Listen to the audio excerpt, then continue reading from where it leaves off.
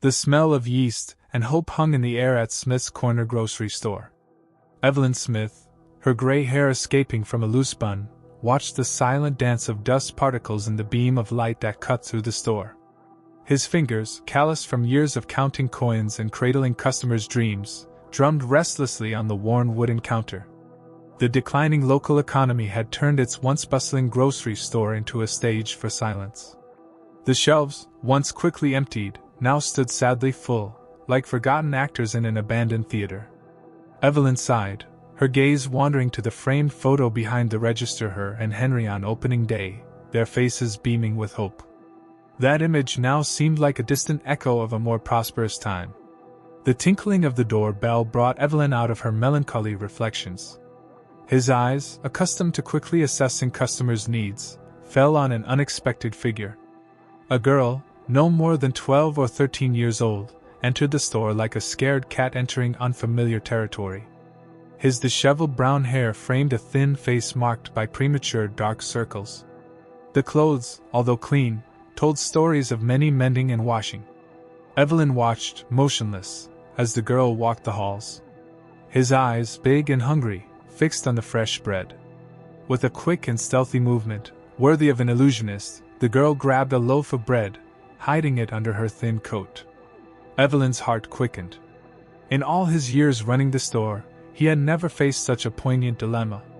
Her mind, a whirlwind of conflicting emotions, debated between the duty to protect her business and the maternal instinct to protect a child clearly in need. The girl headed for the exit, each step a mixture of haste and hesitation. Just when her fingers touched the doorknob, Evelyn found her voice. "Honey, did you forget something?" The girl's body stiffened, as if she had been struck by an invisible beam. Slowly she turned around, her eyes wide with fear meeting Evelyn's. Evelyn kept her voice soft, a gentle smile masking the storm of emotions inside her. "It's okay, sweetheart. Come here for a moment, will you?" For a moment, it seemed like the girl was going to run away, like a cornered animal seeking escape. But then, her shoulders slumped in defeat, she approached the counter. I'm so sorry," she whispered, tears threatening to spill over. "I didn't mean to, it's just..." Evelyn walked around the counter, placing a gentle hand on the girl's shoulder. The contact seemed to calm both of them. "What's your name, honey?" "Emma," the girl replied, her voice barely above a whisper. "Well, Emma, how about we make a deal? You tell me why you needed that bread, and I'll tell you a story about when I was young and I made some mistakes too. How about that?" Emma looked at Evelyn, confusion and a glimmer of hope crossing her face. Slowly she nodded. Evelyn guided Emma to a small table in the back of the store, normally reserved for Henry's downtime. She grabbed 2 glasses of fresh milk and a plate of cookies before sitting down. "Now," Evelyn said, pushing the cookies towards Emma, "why don't you tell me what's going on?" And so, between tentative bites of cookie and sips of milk, Emma began to unearth her story. Words flowed like a dammed river finally released, carrying with it pieces of a life marked by adversity. Emma spoke of her grandmother, once a pillar of strength, now confined to a bed, consumed by an illness that no medicine seemed to cure. He spoke of his little brother Jacob, whose bright eyes were beginning to lose their shine in the face of constant hunger. He spoke of the bills that piled up like storm clouds on the horizon, and the refrigerator that echoed with its emptiness. Evelyn listened, her heart sinking with each revelation. When Emma finished, silent tears traced paths on her face, too young to carry so much weight. "Oh, darling," Evelyn murmured, reaching out to wipe away Emma's tears. "You are carrying such a heavy burden on such young shoulders." Emma sniffed, wiping her nose with her sleeve. "I didn't mean to steal. I swear. It's just, Jacob is so hungry, and Grandma can't work anymore, and I didn't know what else to do." Evelyn felt the determination grow within her, like a long-dormant seed finally finding fertile soil. This wasn't just a client, or a problem child. This was a young soul crying out for help, for guidance, for love. "Emma," she said, her voice firm but gentle, "what you did today wasn't right. But I understand why you did it. And I want to help. Emma's eyes widened in surprise, as if the idea of help was a foreign concept. Do you want it? Evelyn nodded, a warm smile spreading across her face. Yes, sweetheart. Now, how about you take me to meet your grandmother and brother? I think we can find a way to make things a little easier for you guys. As Emma guided her out of the store, Evelyn felt a sense of purpose she hadn't felt in years. The weight of stolen bread had become the weight of a greater responsibility, a chance to make a difference. She didn't know exactly what the future held, but she was certain of one thing: Emma's life and her own was about to change forever. And maybe, just maybe, this change was exactly what they both needed. The rusty gate creaked through the air like a muffled scream as Emma pushed it open. Evelyn hesitated for a moment, her gaze sweeping across the small courtyard in front of her. Weeds fought against shards of long-forgotten toys, a silent battle fought under the towering shadow of a gnarled old oak. It's here, Emma murmured, her voice barely above a whisper. Her fingers, thin and pale, gripped the frayed edge of her sweater as if it were a shield. Evelyn nodded, swallowing hard. The facade of the house told a story of deferred dreams and broken promises. Blind windows, some patched with cardboard, others simply empty, stared at the street like lifeless eyes. The interior of the house was a mosaic of contrasts that defied logic. The smell of mustiness and hopelessness hung in the air, but was occasionally cut through by a faint fragrance of lavender. Children's drawings, explosions of color and imagination, adorned peeling walls, like stubborn flowers sprouting in a desert. Emma guided Evelyn through a narrow hallway, where the wallpaper peeled away in long strips, revealing layers of past history. Each step made the floor groan, as if the house itself was protesting the intrusion. Grandma? Jacob? Emma's voice shook slightly as she called. A muffled sound came from one of the rooms, followed by light, hurried footsteps. A boy, no more than 6 years old, appeared at the door.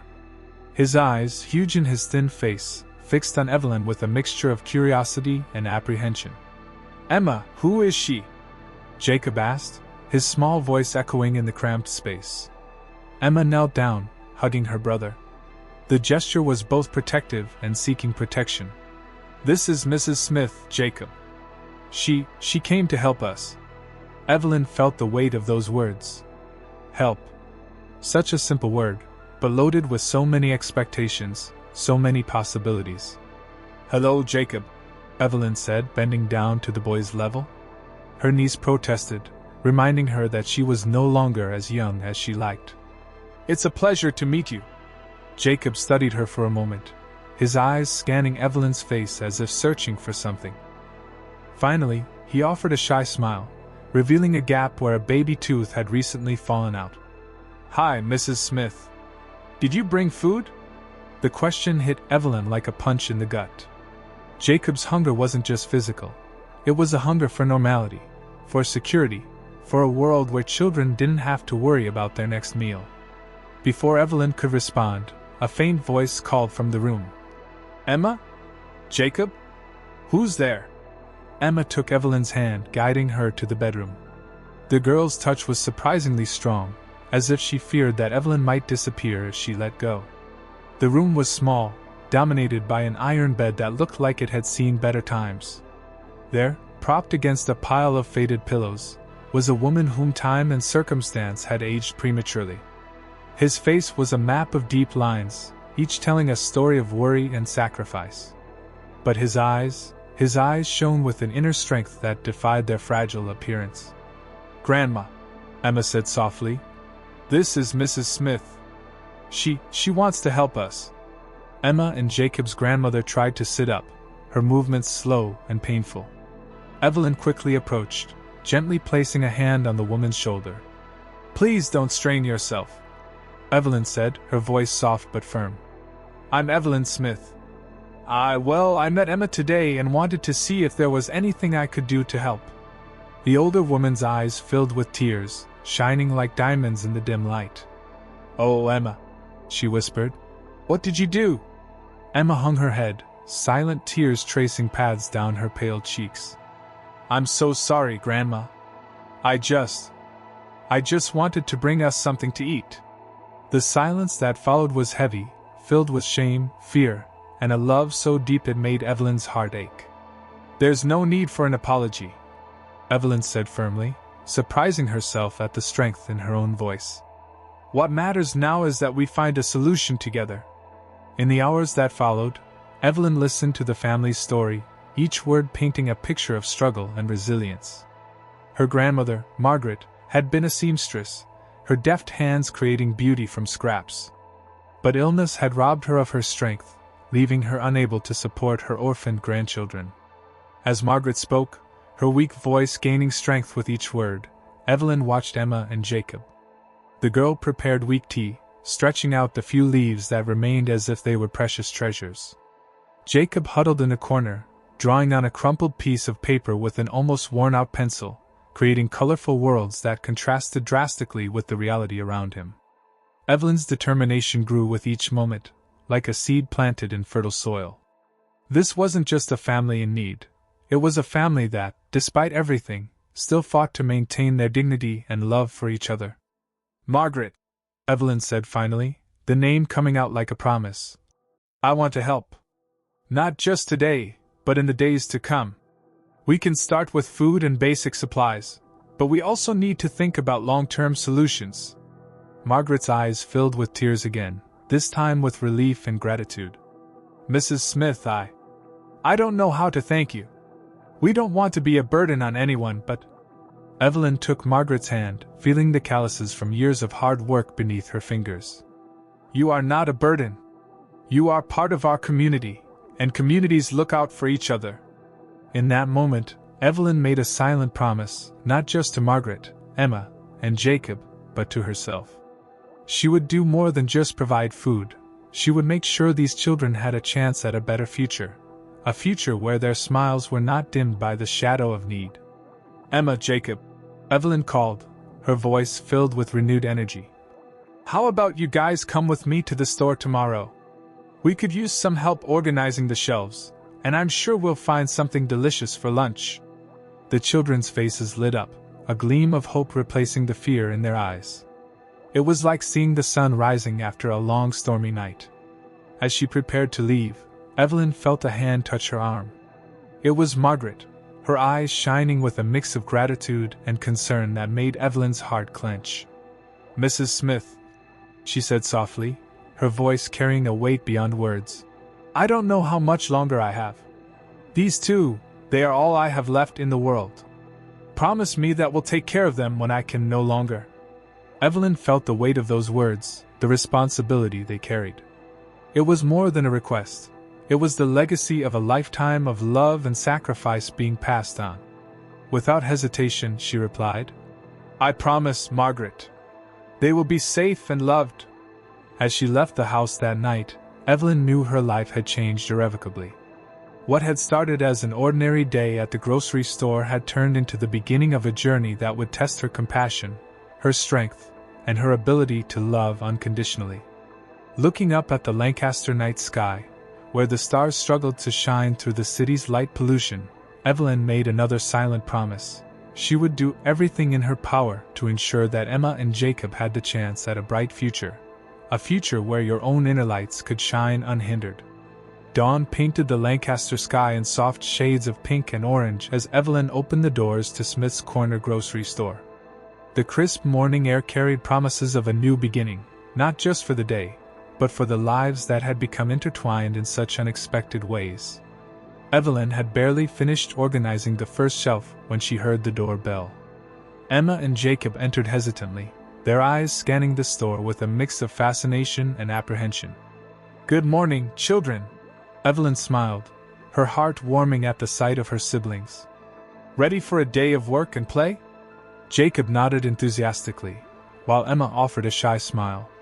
"Thank you for letting us help, Mrs. Smith," she said, her voice low but firm.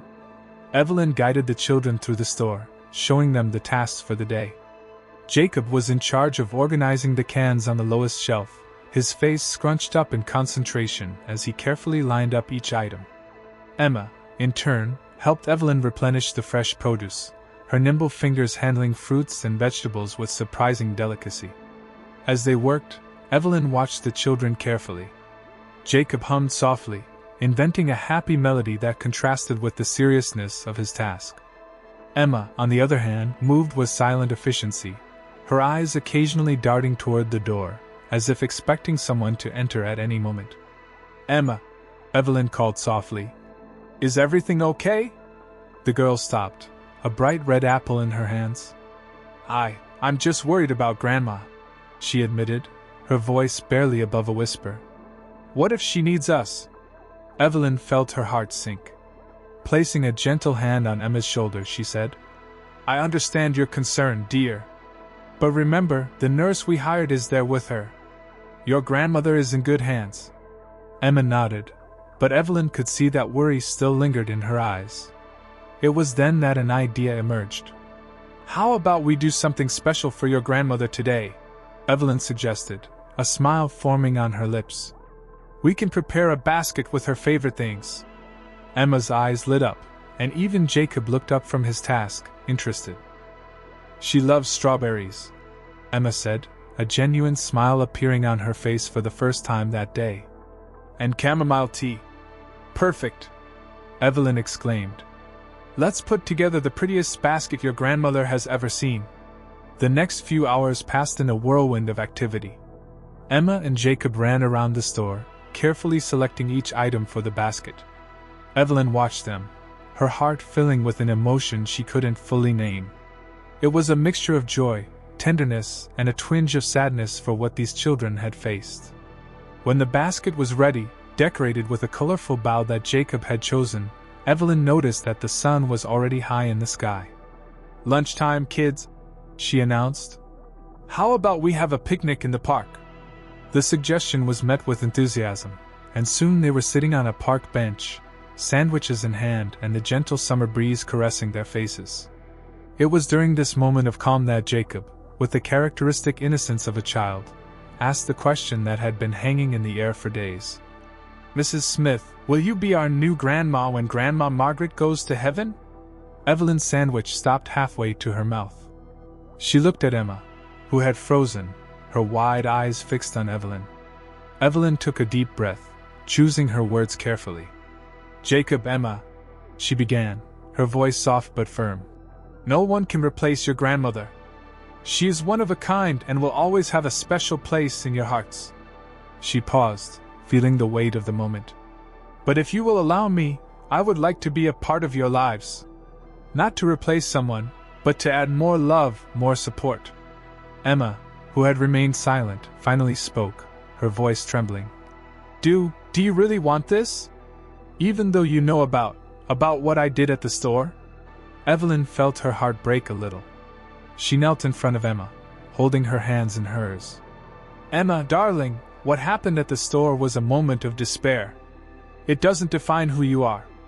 I see a girl who is brave, intelligent, and full of love. That's the Emma I want in my life." The tears that Emma had held back for so long finally spilled over. She threw herself into Evelyn's arms, sobbing. Jacob, not wanting to be left out, joined the hug, his small arms barely able to wrap around both of them. At that moment, under the blue skies of Lancaster, a new family was being born. It wasn't conventional, it wasn't what either of them had planned, but it was real and full of love. When they finally separated, all with wet eyes, Evelyn said with a smile, "How about we take this basket to your grandmother now? I'm sure she'd love to see you." The drive back to Margaret's house was filled with a different energy. Emma and Jacob walked hand in hand with Evelyn, their laughter echoing through the streets. The basket swayed happily on Evelyn's free arm, a tangible symbol of the love and care that now united this small group. When they arrived, they found Margaret sitting in her favorite armchair, a thin shawl draped around her shoulders despite the heat of the day. Her eyes lit up at the sight of the children, but it was the look she exchanged with Evelyn that spoke volumes. "Grandma, look what we brought!" Jacob exclaimed, running to show the basket. Margaret smiled, her shaking hands caressing her grandson's face. "It's beautiful, my love.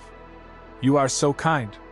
As the children unpacked the basket, excitedly talking about their day at the store, Evelyn approached Margaret. "How are you feeling today?" she asked softly.